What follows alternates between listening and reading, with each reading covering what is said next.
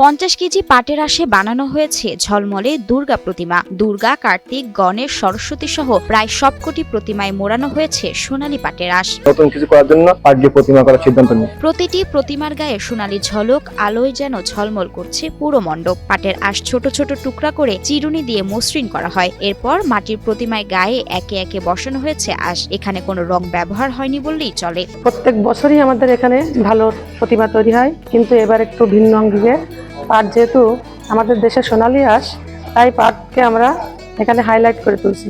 বাংলাদেশের বৈদেশিক মুদ্রা অর্জনকারী পাট শিল্পর থেকে যে সোনালী আঁশ বের হয়, সেই সোনালী আঁশ দিয়ে আমরা প্রতিমাটা তৈরি করছি। কাঠ, বাঁশ, মাটি ও পাট দিয়ে কাঠামো তৈরি করে ঘন্টার পর ঘন্টা ধরে বসানো হয়েছে আঁশের টুকরা। ঝলক বাড়াতে মাঝে মাঝে কিছু অংশে হালকা সোনালী রং ছেটানো হয়েছে। এটি তৈরি করতে 50 কেজি পাটের আঁশ ব্যবহার করা হয়। তৈরি করতে সময় লেগেছে 21 দিন, আর ব্যয় হয়েছে প্রায় 1.5 লাখ টাকা। এবার আমাদের পাটের ঠাকুর করতে হলো 1,20,000 টাকা খরচ হয়েছে। ভাস্করের পুরো পূজা শেষ করতে প্রায় 3.5 লক্ষ টাকা আমাদের খরচ হবে। 2023 সালে এই মণ্ডপে চিনিগুড়া ধান দিয়ে প্রতিমা তৈরি করে দেশব্যাপী সাড়া ফেলেছিল। দুর্গোৎসবকে আরো জমকালো ও আকর্ষণীয় করতে এবার সাতক্ষীরার কলারোয়া উপজেলার উত্তর মুরারিকাটি পালপাড়ায় সোনালী আঁশ দিয়ে এই প্রতিমা তৈরি করা হয়। 2023 সালে আমরা ধানের ঠাকুর করেছিলাম। আমাদের হলো প্রতি বছরে নতুন নতুন কিছু করার চেষ্টা করি।